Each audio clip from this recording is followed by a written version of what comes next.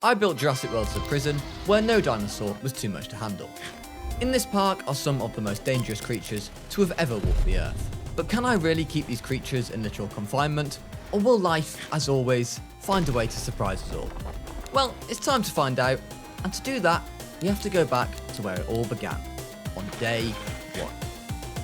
On day one, you join us on this innocent island where we will save dinosaurs from extinction once more, and give these creatures the forever home that they deserve. At least, that is what I'll tell the visitors. Yes, you heard me, because it just wouldn't feel right to not make any profit from this. The arrival point for Jurassic World was placed into the middle of nowhere, and next to it some essential infrastructure was built to ensure safety in my park if any of my prisoners decided to break out. But I'm sure that won't happen. The plan was simple: build a prison, add the dinosaurs, and make myself some sweet money. My dream was already starting to become a reality. I built my first cell as a big brick square, and for extra safety I constructed an electric fence around it, and after placing down the generator, the whole building was safe to enter for every single excited tourist. And no, don't be fooled, this is not one enclosure, not two, but three. Speaking of tourists, half of this space was used to satisfy all their needs. I placed down a restroom and an emergency shelter to make sure that all my guests' needs were met. For extra comfort for my guests, this 5-star hotel was constructed with a great view of the dinosaurs in front of it. Well, if the guests look through the doorway, because apparently it doesn't have any windows. I placed a Spinosaurus skull on this grey box, and I think this is just how far luxury can go. I mean, just look at this place, it's already screaming prison vibes. It was now time though to put the first prisoners in. Before I could send my first expedition, I had to manually recruit my scientists that were going to help me to create the dinosaurs. I hired a few of them, including this fella who apparently dreams of travelling the world, so it was time to make his dreams come true, and off to China you go. As the helicopter with my scientists disappeared over the horizon, I was offered my first contract. And I was pretty confident that I could hit that half-a-star park rating easily, so I accepted, and now it was time to cook. As my beloved dig team returned, I extracted all the Allosaurus fossils that they brought me, and then sent them back out again. Another attractive grey box was added to our park, but this wasn't a shop, not even a hotel, rather a hatchery. I assigned my 3 heroes to synthesize this prehistoric hedgehog, and then assigned my beloved scientist to incubate him, as apparently he was pretty good in everything, a bit like me. I sent a helicopter to deliver our first prisoners to their new home, and as the first one was delivered, I named her Prisoner. What a fantastically fitting name. Immediately, I was alarmed that the home I prepared for her is not quite meeting the requirements, so I did my best to satisfy her. The guests were now rolling into the park, and it was just about the right time to introduce you to my medical team. These guys were the absolute goats of my park, and trust me, we are going to be seeing plenty of them. Prisoner was, however, behaving very badly since we introduced her, and even though these twins were taking a selfie with her, they didn't realise that behind this cute face is actually a small menace. I didn't quite understand what her problem was, considering she was safe from all the dangers that she would have normally been facing about 250 million years ago. Perhaps my lazy scientists have made a mistake in the genome, but I would not fire them, not yet at least. The generous person that I am, I decided to give them a little bit more space and double their habitat, thinking that they would appreciate my kind gesture. But instead, before the fence was built, one of these little rascals found a hole in it, and chaos began to erupt. At this point, I was pretty happy that I built that shelter, and even when our ranger team tried to eliminate the suspect by attempting a roadkill, it didn't work out. The team tried it on the visitors as well, but still without any success. As the Allosaurus spent his time off leash strolling around the ground and scaring the visitors, I quickly called in my capture team to tranquilise him. Nice try, little guy, at least I know how to secure my fences now. As I said that, I looked at my prison block, and with sheer disbelief, I discovered that we were without electricity, so gates were wide open, fences were not working, and it was because the backup generator had run out of fuel. That of course meant that prisoners were running around the streets again. I finally decided to take the reputation of my park into my hands and sit in my helicopter myself, sniping the little rats on my first try. I think this shot here deserves a like on the video. The Allosaurus were all delivered back into their enclosure, and guests can now safely breathe and be brought back from the shelter. Even though this was the biggest mistake in our park so far, and trust me, it's going to get worse, I have so much work to do that I can't get distracted by anything. On day 2, I sent another dig team on an expedition, but this time for Gallimimus, which is basically just a big chicken, and these pretty easy to take care of, right? As I checked my bank balance, I was happy to see that we are still in profit, even though it wasn't a number that would put a smile on my face. I named the worst behaving Allosaurus Rascal, and after that I witnessed a cinematic shot of a ranger car smashing through our guests and breaking some bones in their daily routine. I began extracting the Gallimimus fossils, and to make my guests feel at home and to apologise for the escaping prisoners, I built them more amenities where they can buy some food and drink. I clearly failed to amaze my guests enough for them to give me the rating I needed, so I was offered another contract, and this time I opted for having 200 visitors in the park, because surely that's an easy task for me. I synthesised and incubated the chickens, and a few moments later they were ready to release. At this point the prison could no longer run on infamous backup generators, and it was time to build a power station, from where power can be distributed around the whole park. Checking on my chickens, it seemed that they truly evolved with time, because for the prehistoric version, this coop was apparently too small. I chose the easier way and made the habitat large enough for them to move around, and they seemed to appreciate it. The Lystros have truly a lot to learn from them. Full of confidence, I decided to get my first carnivore into the park, and this honour would go to none other than the Dilophosaurus himself. Our medical team was doing a good job again, and even though they were bullied a little, they administered all the medication needed. And for this individual that wanted to break out, some darts for anger issues were also administered. On their way back, the medical truck performed another show on the pavement. They crashed into our maintenance team car, and while no one wanted to back off, the guests were moonwalking around them to reach the prisoners. For a moment they were pushed through the fence into the cell, but they weren't too bothered by that. Eventually the two cars each found a way, and the medical team continued to roll through the guests, missing the gate as if it wasn't there, and then glitching into the habitat. I told you all that we will hear about these guys later. How the park operated now was kind of weird, but also entertaining at the same time. The dinosaurs were so uncomfortable in their cells that they did everything in their power to break out, and while doing so, they injured themselves with every single attempt, which meant they were constantly dying, and our medical team was keeping them alive with healing darts. A true ecosystem right here, ladies and gentlemen. As expected, their way back to the station wasn't disappointing at all. At this point, I decided to give them a name, and what name would suit them better than Employees of the Year? My economics, however, unlike my medical team, was a bit disappointing. My profit had dropped by almost 600%. At first, I wasn't really sure why, considering my park is operating just fine, but then I remembered that my medical team did run over 200 guests a few seconds ago, and suddenly it all made sense. I investigated our expenses and realised that my park needed a bit of a redesign, because all of my hard-earned money was flushed down the drain on lawyer fees. So just like that, to save some money for all of the broken ankles, I changed the entrances from inside to outside. On day 10, I wisely decided this sector of the park was working just fine, and it was time to make it look like a proper prison. Taller walls were added with a pale concrete ceiling to cover it all up, and just like that my prison was transformed into a long dark room with the only source of sunlight being the guest entrance. This ugly concrete box, ladies and gentlemen, is what we will call Sector A from now on. But enough of the building, because it was time to extract our Dilophosaurus DNA. With this new addition, I got a brilliant idea that may get me out of my financial issues. If some dinosaurs misbehave so badly that I won't be able to keep them in the park, I would simply send them to fight with some other dinosaurs in the dinosaur arena. How one wise man once said, "Sometimes my genius is almost frightening." Guests would also appreciate the show and spectacle that I was putting on, mainly just because it wouldn't be them in danger for once, and just like that, my masterpiece was finished. I truly can't wait to test this out.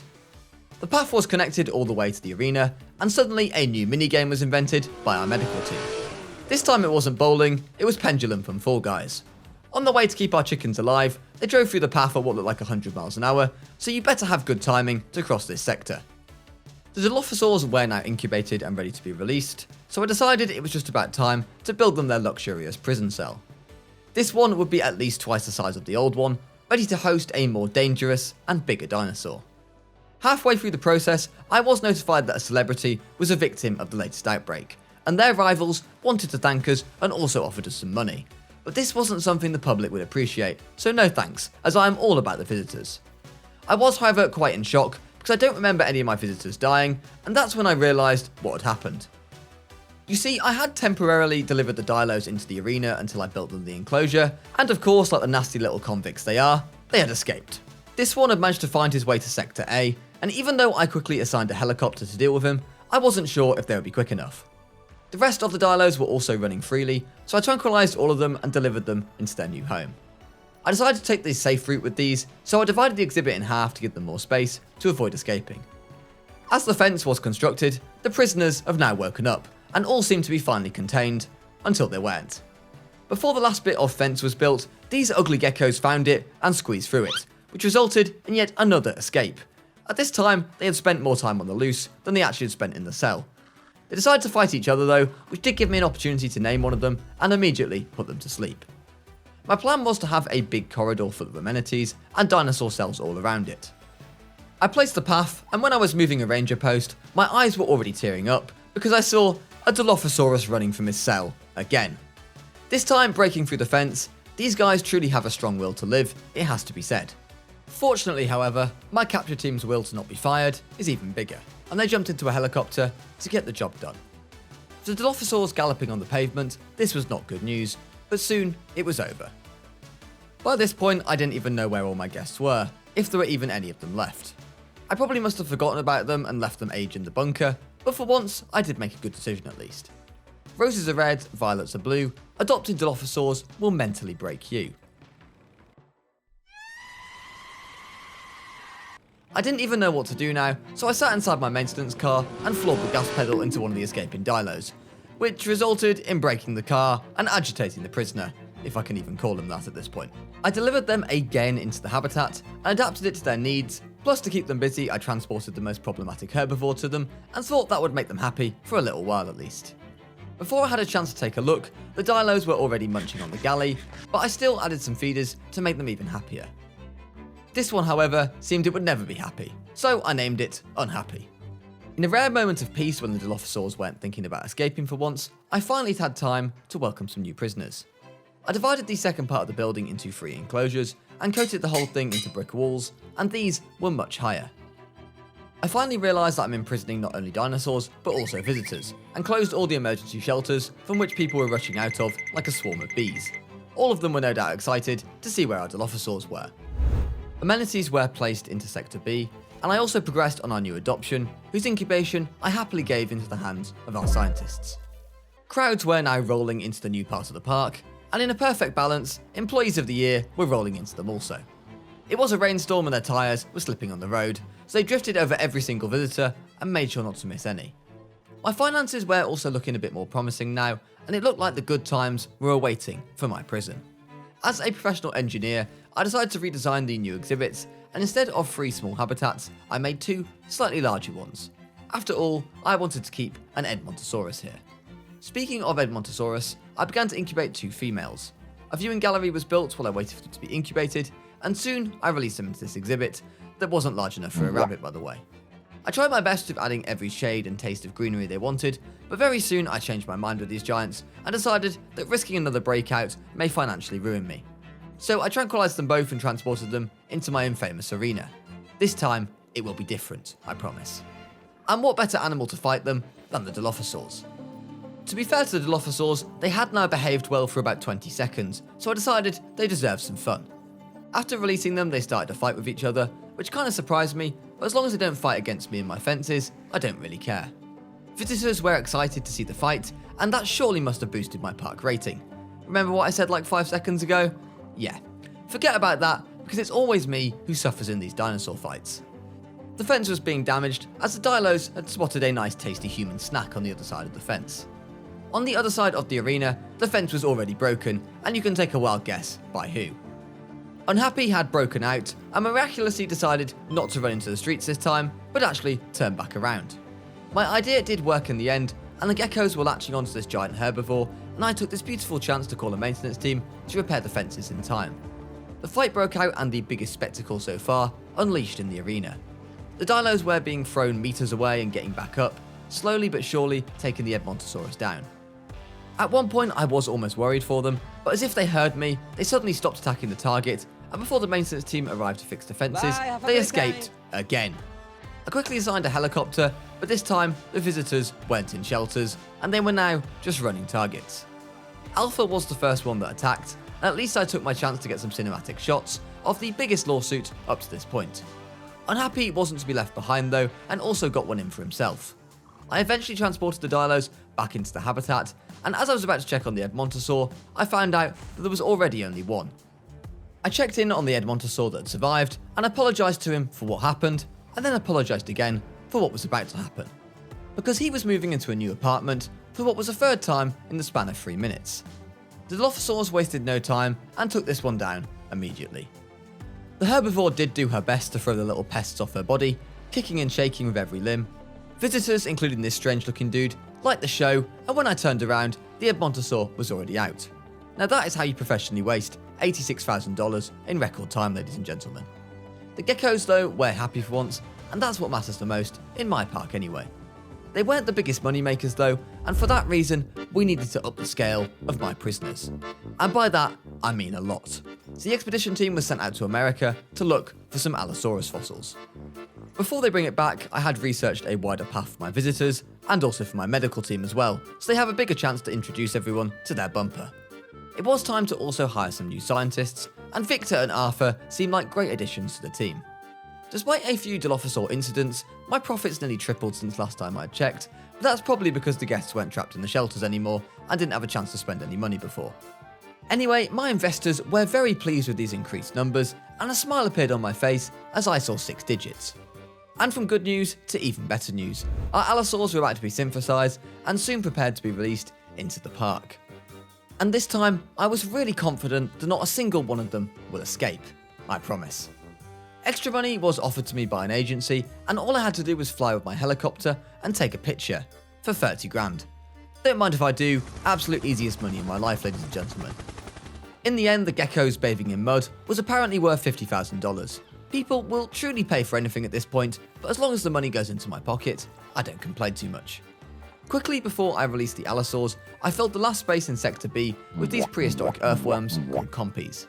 And I also took this chance to put my new team addition Victor to the test and told him to synthesize them. He did the job in a matter of seconds, and before you knew it, compies were already flying high in the sky into their new home. For the last seconds, they can enjoy their final taste of freedom, because surely something the size of this isn't going to escape and cause me any problems. The compies were airlifted in, I painted their habitat, and hopefully they would not protest too much about it. Thanks to my team of scientists, we now had brand new fences researched, so I immediately placed them in, and at the same time I enlarged the Dilophosaur exhibit just a little bit more. These fences should be strong enough to withstand all breakout attempts now, and this was truly a big step forward for the security of my prison park. The guests started freaking out when I risked it all, and replaced this fence while the Dilos could have escaped. But we are now friends since I fed them the Edmontosaurus, and knew nothing bad was going to happen. If they wanted to escape, I'm sure they would have already done it by now. A new expedition team was sent off to North America, and with Mr. Sengupta as the leader of the expedition team, I was sure these Utahraptor fossils would be delivered just fine. I placed another signature building into the park, and with this amenity selling sushi right on the main path. Utahraptors were now successfully delivered, analysed and synthesized, and I could tell that this new attraction would bring the big bucks in. For an Allosaurus, I created a bit more natural habitat, but it was only temporary, as I didn't have the best fences researched, and risking a breakthrough of this guy would be the end of my park, so I'd rather put him into a hole for now. I made it accessible for the guests of course though, circling the hole with a pavement. My researchers were about to finally unlock the heavy fence, which was the most secured fence of all. With this one, I didn't have to worry about any dinosaurs escaping, as it was capable of even keeping a T-Rex contained, so I immediately told them to research it. Then I replaced all of my fences with the new one, and got the security rating all in check. If the Dilophosaurs ever complained about their lack of space, they should have valued what they had, because now their space would shrink down to probably a quarter of the original. Yes, their old habitat was now empty and ready for far more valuable assets. I put all my faith into the new fence and hoped the Dilophosaurs won't be able to avenge my betrayal. As I was looking at their comfort level dropping rapidly, I realised that catastrophe is not in this exhibit, but rather in the exhibit next door. Because next door, the door was wide open, and the compies were now able to run wherever they want. The gate had not been running on substations, but rather on a backup generator, which had now run out of fuel, meaning the gate simply returned to its default state of being open. So I refilled the generator, but before I could get the proper electricity to cover the compies, I was offered the strangest business deal ever. Some crazy dude asked me to sell him a baby Utahraptor for very weird purposes. He wanted to prepare him for his dinner, and I was left with 2 options, accept or decline.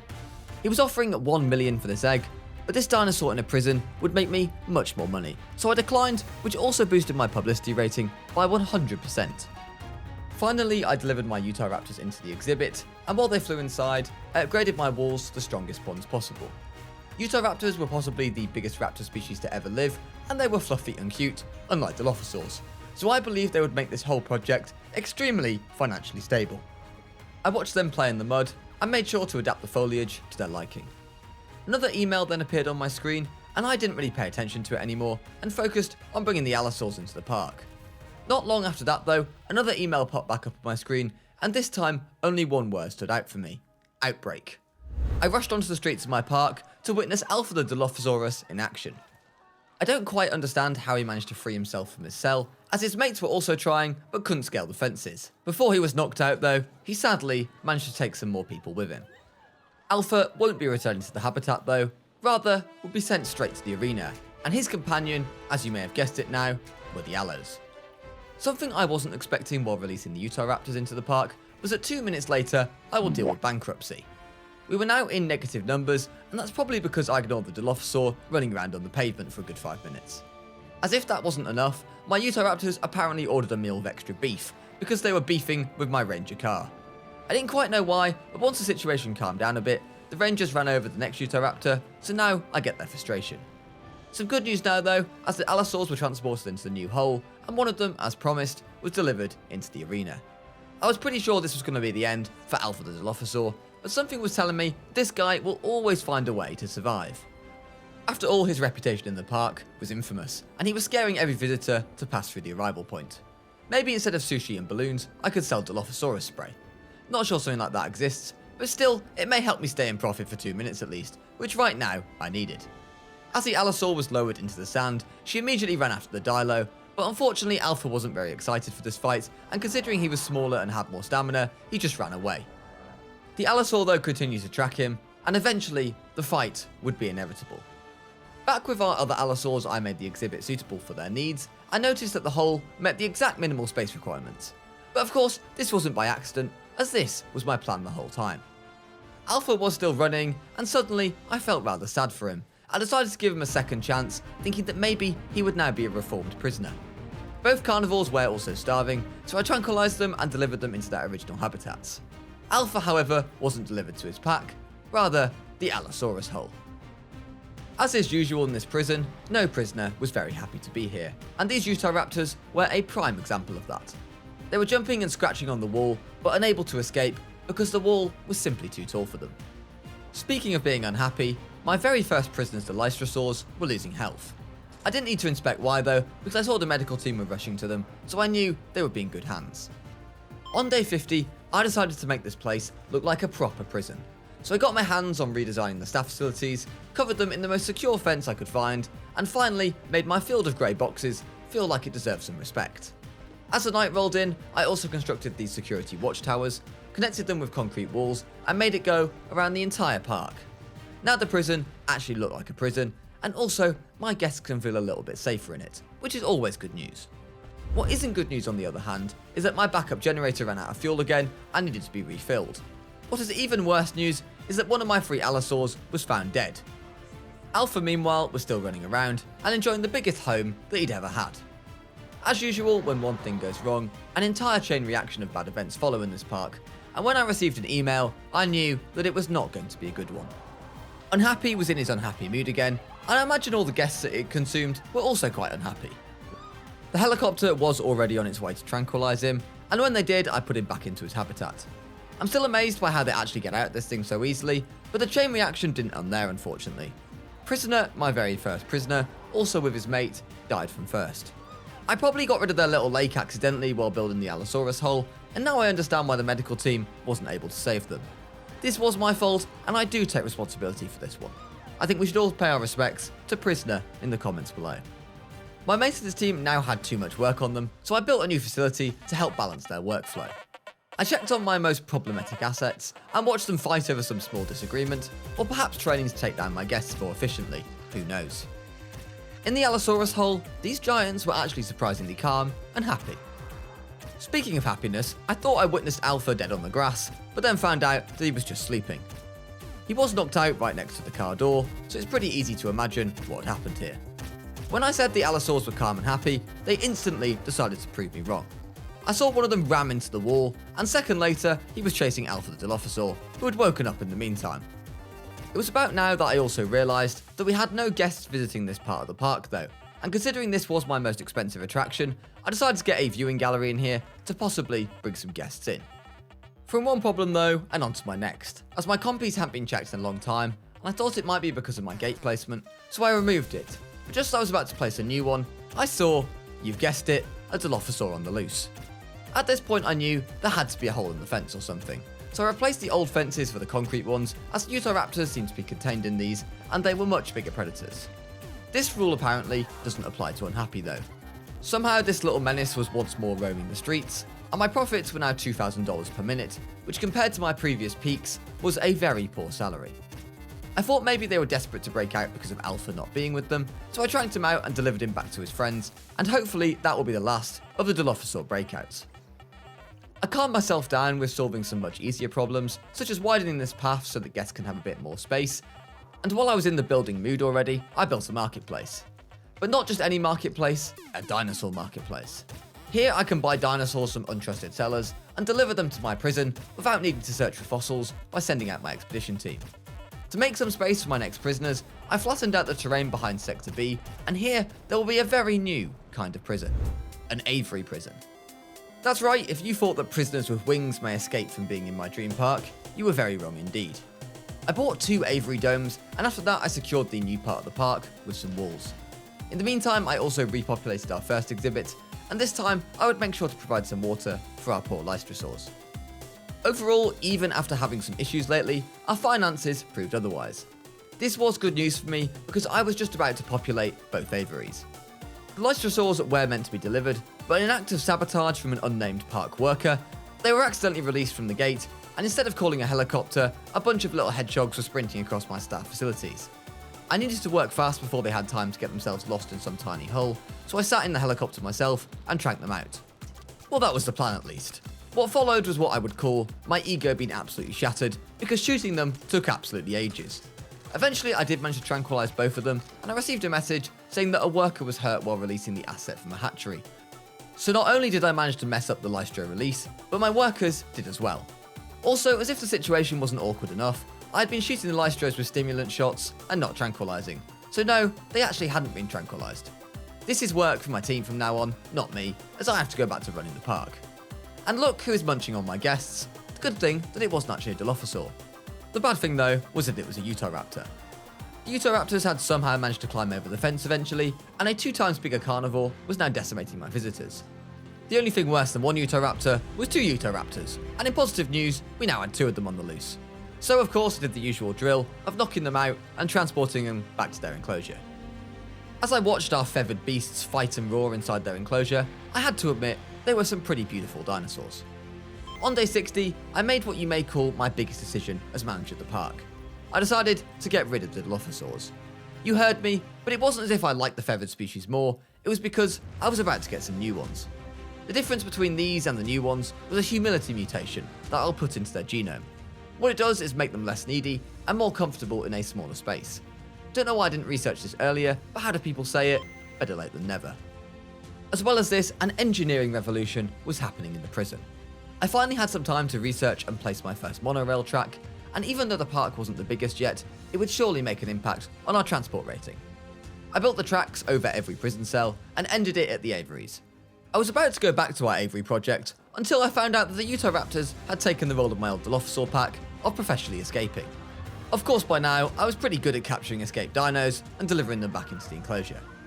My new Dilophosaur pack was about to be delivered in the next couple of minutes, and I was hoping this mutation would really make a difference. As the first one of them was lowered to the ground and began to sniff the air, I satisfied all of his needs and realised that not only was he more tolerant of the lack of space, but he actually had enough space. This was an absolute W, and I decided to call this one Puppy. The monorail was also now finished, and as I took my first test route, I was pretty happy with what I achieved so far. The Dilophosaurs had a quick fight for the alpha position of this pack, and after that they were cuddling with each other, which could only mean one thing, that they were finally happy. It had only taken 60 days into the challenge, and yes, I can't wait for a bit of peace and quiet. But with much bigger carnivores than the Dilophosaur still to come, this peace and quiet would only last for so long. Now that I had dealt with all the distractions, it was finally time to send some flying reptiles to jail. I checked the marketplace and went for, don't really know how to pronounce this name, we'll just call it a bird. So the flying birds were delivered to their cell for hopefully a very miserable rest of their life, with no escapes. I named one of them Punkman, and thanks to Punkman and his friends, my bank account recovered from the purchase almost instantly, and I once again proved that my investments are simply great. I connected both Averys into a bigger one to bring even more guests in, and I placed down a few amenities near the Averys so they can buy some food while watching the Punkman. The boring building part was now over, and once again we returned straight to the action.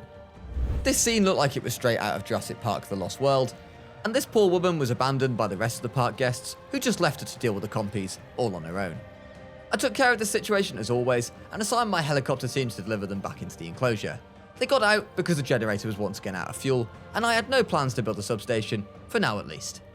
The last Leicester from the original trio was now back in his old family, and I was notified that he'd passed away due to old age, and this was a pretty good milestone considering his brothers didn't survive the water incident. On day 70, it was time for the biggest step forward in the park. The Allosaurus were getting a new home, and also some new neighbours in the next few days.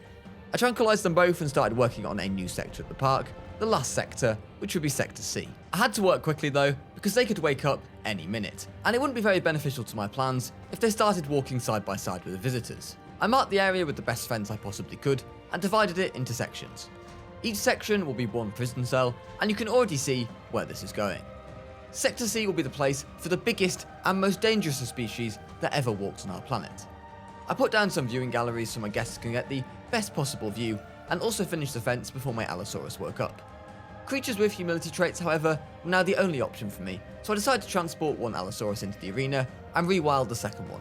It was a hard decision, but prevention is everything at this stage. Speaking of prevention, that is what my dream prison is still lacking. The only prevention I could provide was that the compies didn't attack anyone. After a few darts, I sent them back into the exhibit. I built another few staff facilities at the other side of the park, specifically a maintenance team and power station. This section would soon be home to some much bigger dinosaurs, but I thought they'd be needed. On day 75, I was surprised with a cute addition into my park. The Allosaurus has had babies, and even though they weren't the 5-star attractions that I had my eyes on, I was still pretty happy. I mean, look at them, already planning their escape probably, but apart from that, they were the cutest thing that you may ever see in my park. The Allosaurus that I placed in the arena was about to have some company, in the form of a Utah raptor. They were not able to breed because of too many females in the exhibit, so I thought that dealing with it this way was the best way. However, both of the fighters apparently had some different plans. Overall, this arena was a big disappointment. My expectations on this project was that there were going to be dinosaur fights galore wowing my visitors, but so far that hadn't happened, and it also looked like it was a circle made out of sand. My visitors were taking selfies expecting a fight, but that unfortunately would never happen, and before my dinosaurs starve, I decided to release them into the wild. Not particularly sure where they sent the 3-ton Allosaurus, but let's move on from that. I laid a new path in Sector C so everyone could admire my dinosaurs as closely as possible, before connecting this path to the very first path of my park, and thus connected it via a whole big circle. The trio of goats made a walk of approval across the new street, and from now on, it was ready to welcome new prisoners. I named every sector of my park so it's easy for guests to navigate through these brick abominations, and as I took a look at what I'd built so far, I decided to finish this project. A duo of women were assigned to synthesize some Herrerasaurs, and while they did, I put my precious time into connecting all habitats with underground tunnels leading to viewing galleries. New trade offer popped up on my screen, and the circumstances were simple. Sell a Herrerasaurus egg and get some money, or keep the egg. The $1 million offered were tempting, but my publicity rating was something in a thorn of my side since, well, the beginning, so I better refuse this deal. Very soon, my beloved prisoners hatched from their shells, and I delivered them into their new home. This flat kennel was soon about to be filled with a stunning interior such as trees and more trees. But the first thing I did was give the leader of the Herrerasaurs a really original name in Hera. I gave her a pool and the already mentioned trees, as well as a feeder. This animal, however, wasn't the main star, and now it was time for the larger ones. Mr. Sengupta was sent on his biggest expedition yet to Argentina to bring me back some Giganotosaurus DNA. Before he did come back though, I checked the dinosaur marketplace and decided to give more variety into our Avery. The viewing galleries were collecting dust, and we needed something new, so tapajaras were introduced. A helicopter dropped them off into the black hole, and soon this young guy was flapping his wings in the dome. He was a juvenile, and I'm sure he will enjoy his best childhood in my park. As I checked his requirements, I adjusted the foliage to his liking, and then another problem occurred. The fossil team was delayed by a hold-up at customs. I happily paid the 100 grand to release them because this was loot that I was not willing to lose. By now, I was sure that nothing could bring me more money and happiness than this very dinosaur. Maybe once he's released into the park I could change my mind, but for now I was possessed on getting this addition in. I extracted the DNA and started to pack the new sector with more viewing galleries to of course maximise the profits. As I watched the first guests walk through the new part of the park and admire exactly nothing apart from the Herrerasaurs, I spotted the goats walking freely next to them. Kind of funny that these are the same guests that were running from Lystrosaurs earlier in the video. After a quick inspection of my finances, I couldn't resist smiling from ear to ear. This was the peak of our profits since we'd opened the gates for the first time, and even though we had some small mistakes along the way, we had now gained the trust of our esteemed visitors. To reward them for their generosity, we will add the biggest carnivore they could possibly hope for, and potentially the scariest one, the Giganotosaurus. All of these people didn't know what was coming for them, as night fell on the park on day 80, I went on a quick walk through the prison, and then a helicopter was assigned to deliver the new asset. Every single muscle in this dinosaur, apart from costing me tens of thousands of dollars, was designed to hunt. Every tooth perfectly aligned to pin down even the biggest of dinosaurs, but now, living in their brand new home, I was hoping this Giganotosaurus would be able to put the past behind them and adapt to the new surroundings. And apparently, that is what she was going to do. To my sheer disbelief, the biggest dinosaur that I brought into the park was happily contained in a habitat where even Lystrosaurs would demand more space. Well, at least we know who my favourite prisoner is. I added some forest, a pond, wetland and multiple feeders to choose from, as this Giga deserved it. The only thing, however, that she wasn't happy with was the cars. By constantly staring down my ranger team, she was constantly being knocked out by my helicopter that was flying above all the time for health and safety reasons. This was a little bit of a problem, as every single time the Giganotosaur got knocked out, my rating would drop, as everyone wanted to see the Giganotosaur up and about. But to get the park to the mighty 5 stars, I decided, why stop with the Giga? An expedition team was sent to North America, and this time it was to search for the Tyrannosaurus Rex. I spent the next day though gardening in the Giganotosaurus exhibit. I watched my new addition playing with the cars, and as long as she was happy and not escaping, I was happy. My ranger team did seem to be a bit dense and had issues with locating the Giga, so she announced herself by roaring at this guy's ear. Good luck with recovering from that one, my friend. Her polite actions were rewarded with a few darts, but at least the ranger is now educated on how to use his binoculars. The ranger team, however, was on a different level, because even though this car wasn't in its best condition, let's say, the woman just simply refused to leave, holding the steering wheel as if the car was in a state to move. To make some money from these thoroughly entertaining encounters, I built a new viewing gallery, and thought that my guests may enjoy this whole spectacle as much as I do. I named my Giganotosaurus Karen, and then as I was hoping I would see a trilogy of this ongoing fight between her and the Jeeps, she was tranquilized. While she enjoys a minute of sleep, I shifted my focus to the other side of the prison. The number one rule of it is to never get distracted for longer than 10 seconds. Just in front of Karen's exhibit, there was an absolute massacre happening. Hera was sprinting on the street and munching on everything she could catch, and not many things can outrun a Herrerasaurus. She must have somehow broken free from her exhibit, and as I soon realised, she wasn't alone. I tranquilised her and also her pack member that was running around on the main street. My plan for the Giganotosaurus exhibit was to get a breeding pair, and to do that I needed a more complete genome, so I incubated a male embryo. Talking about embryos, I also synthesised the Tyrannosaurus DNA. A quick look on the finances and I realised that the Herrerasaur incident had hit me harder than I was expected, lowering my income by 96%, which wasn't the news that I was hoping for, but at least, potentially, I had learned my lesson. My infamously known Herrerasaurs were dealing with one another for now. They were jumping and biting, using their energy way better than if they were planning to escape behind my back. That gave me time to bring my T-Rex closer and closer to being released. I decided to go for only one T-Rex to begin with, and began the incubation. Similar to the Giganotosaurus, I would like one day to have a male of course, and a female. We still had spaces to fill in our prison, so I wasted zero time and sent an expedition to Mongolia to search for the ultimate prisoner, the Velociraptor. I wonder what could possibly go wrong with this brilliant idea. I watched Karen being tranquilised again and again, even though she wasn't doing anything wrong, and at this point it seemed like bullying to me. I wouldn't be surprised if our previously well-behaved Karen was now preparing her escape.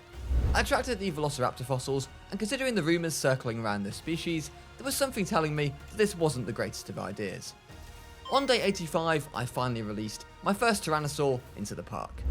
The idea of a successful prison was now slowly coming together, and with this addition flying into her new habitat, I saw that we might actually finally be able to finish this project.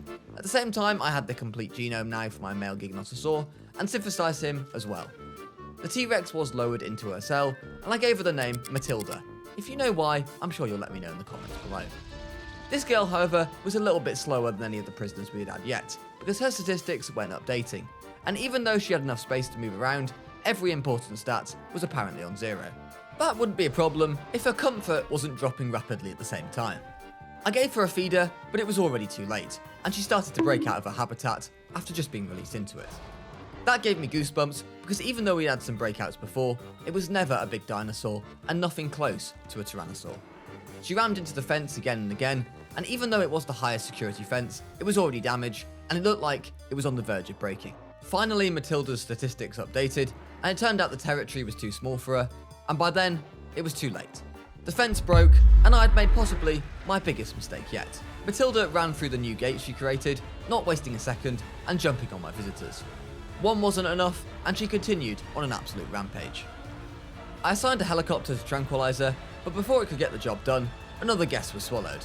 Then Matilda finally fell unconscious. Unfortunately, this wasn't a Dilophosaur, and thus this whole situation wouldn't be as easy to brush under the rug. But business never sleeps, and that means time for some new additions. I synthesized a Velociraptor, arguably the smartest predator in the park, and while this wasn't a Tyrannosaur, there was still some very big danger here. I also put another addition down, but this time it wasn't an animal, but rather a hotel. Take a good look, ladies and gentlemen, because this is what I call true luxury. Matilda, back in her enclosure, was now apparently finally forming her territory, so I will leave her to it, and do my best with adding suitable flowers and trees to her liking. But as earlier, her statistics were still not moving. She was only using half of the habitat and space provided, meaning her comfort wouldn't go up as easily as I first thought. In more positive news though, I could now finally add a mate for Karen. He was incubated in a matter of seconds, and full of hope that they would have enough space, I assigned the delivery. The first thing he did after being released was go to sleep. With our ranger teams now facing 2 Giganotosaurs instead of 1, the only smart move was to leave the habitat. I named the male Giga Rory in a throwback to one of my previous ecosystem videos, and I was happy to see that Rory's comfort was at 100%. Every creature from the prison should be a bit more like Rory. After blissfully watching Karen and Rory together, I told myself that giving Matilda a mate may calm her down a little bit. First though, I would need some more Tyrannosaur genome, so off an expedition went back to North America to get me some more fossils. I added a nest for Karen and Rory, placed some viewing galleries in the park, and then it was time to incubate these hairless chickens. Apparently good old Francis here was good enough to take on this job all by himself, so I happily passed it all to him. After getting a free publicity rating from this business offer, which would be essential if any of my dinosaurs decided to walk on the street once again, I finally delivered the raptors. If you are one of my OG fans, you will know that this is one of my favourite dinosaurs, and I believed that I would of course then have a great relationship with these dinosaurs. One creature though that I currently did not have a good relationship with was Matilda. I caught her attacking the fence again, and then pretended to calm down as soon as I'd spotted her. I enjoyed watching the raptors being delivered, and if you didn't know, their new home will be the last free habitat in Sector C, this one in the corner where there was just about enough space for all of them. At least I thought there was anyway. While I was focusing on getting the raptors settled in, Matilda took advantage of the situation and once again broke free. And this time got a little bit further than last time, ate the same amount of guests before she was once again tranquilized. Honestly, I did think about selling her on the black market at this point, but I'd simply invested too much money into my Tyrannosaur project. She really at this point though was not helping my park, it has to be said. Velociraptors were released into the cell, and I named one of them Smarty, which was also an honour to a raptor from one of my previous ecosystem videos. Mr. Sengupta and his team were assigned to synthesize the Tyrannosaur, and while that was being done, I decided to take on some dinosaur gambling, and bought some unknown dinosaurs for £250,000. Without a single idea of what I've delivered, I decided to put them into the Giganotosaurus habitat, thinking that I would reward them for being so well behaved by having some snacks. I was pretty disappointed to see that all I got for my money was 8 Troodons, but I'll soon forget about them and leave them for the Gigas. Another thing though that I did see in the market was this offer for 5 million. It was a large amount of money, but my Avery wasn't really the biggest attraction in the park lately, it has to be said, so I decided to bite the bullet. As I watched them being delivered, I realised that they are pretty big, unlike the other flying reptiles that we have in this prison, and maybe housing these would be a little problematic, but the decision was already made, and I believed eventually they would simply adapt. When this adult one entered the Avery, the space was just about big enough for them to spread their wings, and some of them almost managed to fly. On day 90, I had the pleasure to incubate our second Tyrannosaurus, and while that was being done, I decided to tranquilise all the Troodons because clearly they were not getting along with each other, resulting in them being constantly poisoned and thus dropping our dinosaur welfare rating. I sent them all back to the wild, and if you think that I got some money for this, then no, I actually had to pay about 20k for each one of them. I'm not really sure exactly where we put these, but that wasn't my problem anymore. But if you thought the Troodon purchase was bad, it actually got a lot worse. The new investment of my flying chickens lasted about 2 minutes before they broke out of the Avery and suddenly they were casting shadows all over my visitors. The Avery now had a big hole in it from which every living creature could fly away from. And before I could send my helicopter in to deal with them, I witnessed my first guest be swallowed by this prehistoric giraffe. Not long after, the next giraffe broke free, and if it wasn't enough, it put another hole in the Avery, as if it just couldn't fly through the already existing one. Both of them were now feeding on the guests, like they hadn't been fed for days, which would make sense only if they'd actually spent some days in the Avery. It was raining in my prison, and instead of waiting for my capture team, I took the piloting into my own hands. We would need some good aim here, and who could get the job done better than myself? Just as I said that, I missed the first shot, then another one, and finally missed all three, before the Quetzalcoatlus got mad at me and slammed into the helicopter. After that, you've guessed it, I missed another 2 shots despite the birds being right in front of me. The Quetzals continued to attack the helicopter, latching onto it and setting it afire. Once they dealt with this problem, they spent the next few minutes swallowing some guests, before finally I managed to assign a competent capture team. One of the birds did fall into the Compy exhibit, and honestly, I didn't really care what would happen to him after he'd just eaten all my guests. Before the Compy spotted him though, I did send him back to the wild, together with his partner. I was never going to be messing with Quetzalcoatlus again. On day 95, the research team unlocked the Indominus Rex. This dinosaur was a hybrid, meaning it combines genome data with multiple dinosaurs in the modern species, with the base genome being Tyrannosaurus and Velociraptor. Since I already had the DNA of these 2 species discovered on 100%, I could now make the Indominus Rex. The only catch, however, was that my research team was not good enough to start the research, so I needed to fire one of them and hire a new one. I fired 2 scientists, and then the hardest decision in my career faced me. In front of me was Mr. Sengupta, with us since day 1, but now, unfortunately, he was not worth it. With a heavy heart, I decided to fire him, but the park had other plans. I couldn't. Not because I wasn't mentally ready to press the button, but because he was resting, so I simply wasn't able to. Instead, I started to research to improve the performance of my scientists. Before I can introduce the Indominus, however, I finally put the male Tyrannosaurus into the park. Matilda was running around the habitat, and as her new mate was being delivered, I was hoping that they would calm each other down and one day create a family. This idea, however, quickly fell apart, because Matilda didn't really want to socialise, so she started to break into the neighbour's habitat. She wasn't really the brightest one, because on the side of this fence was the Velociraptor squad, led by Smarty, and this encounter would not be very beneficial to her. I named the other Tyrannosaur Terence, and after looking at Matilda for a few seconds, he was already on the other side of the fence. These Rexes are special, but still not as annoying as the Dilophosaurs. Terence, however, unlike Matilda, was just walking around calmly and exploring the park, without any need to bully the guests, so I started liking him a lot more than Matilda. Still though, he was of course tranquilised and delivered back into the exhibit. Soon after, I also found Matilda walking down the main street. I didn't know what exactly had happened to the habitat gate, but apparently I needed to pay more attention to my security. With both Rexes being delivered, I finally had time to add the last addition to the park, and on day 98, I started research on the Indominus Rex. This, however, unlocked a new problem, because all of my cells were already full of prisoners, and that's when a crazy idea got into my mind. I split the Giga exhibit in half, and apparently they were absolutely fine with this. I think by now you can just adopt a Giga into an apartment, and they won't have any space issues, because this small square they were in apparently was more than enough for them. So if you do see any Gigas in need of fostering in your local cats and dogs home, make sure to pick them up. I synthesised the Indominus, and as always I was dragged into a new crazy thing happening in my park. Terence, who I thought was a good Tyrannosaur, had entered the Velociraptor habitat. Terence then performed the big IQ move of breaking back into his old exhibit from the Velociraptor exhibit. I swear someone told me the dinosaurs were meant to be smart. Eventually Terence realised that he'd already made a hole in this fence and walked back through it. The raptors were a bit confused about this whole situation, and instead of attacking the Rexes, they just stared at them.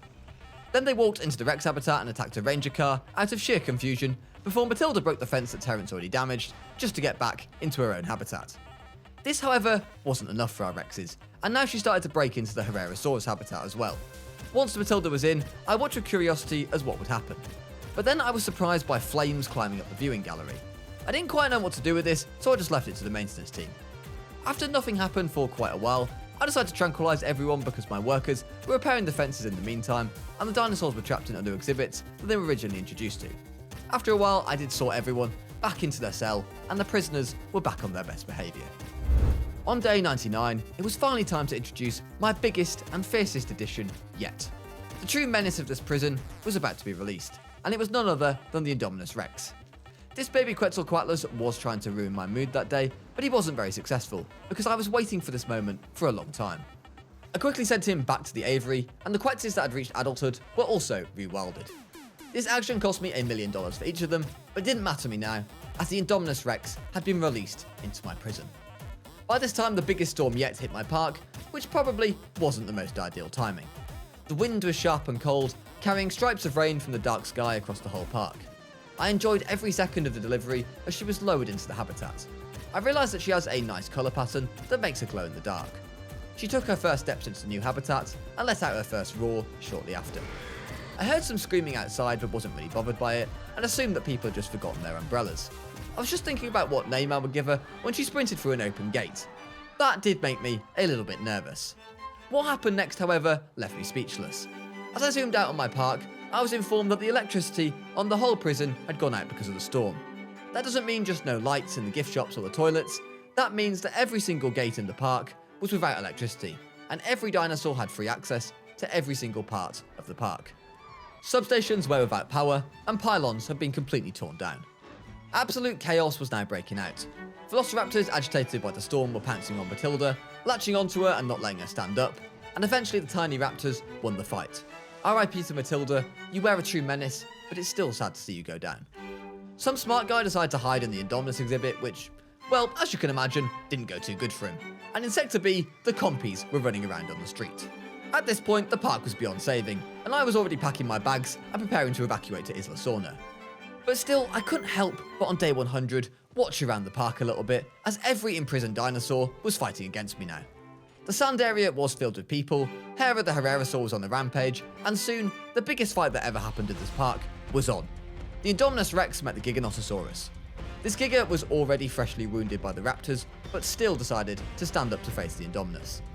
They circled around each other, but sadly this fight was over before you could say Giganotosaurus. Elsewhere, the Utahraptors fought with the Dilophosaurs, the Velociraptors fought the Herrerasaurs, and this Giganotosaurus was defending herself against the Velociraptors. Rory was being pounced again and again, without a moment to catch your breath. Unlike Matilda though, Rory did manage to scare the raptors off, and as the only dinosaur, he stayed in his habitat, unbothered by the open gate. Rory was about the only good thing to come out of this park, and I decided that I'd be taking him with me to Isla Sorna. Thank you all so much for watching my 100 days building Jurassic World as a prison. If you have enjoyed the video, please do remember to leave a like, and of course subscribe to the channel if you are new around here.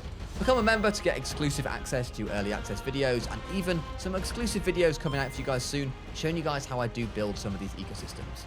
In the meantime, why not watch the video that YouTubers put on your screen right now, as they think you will love it.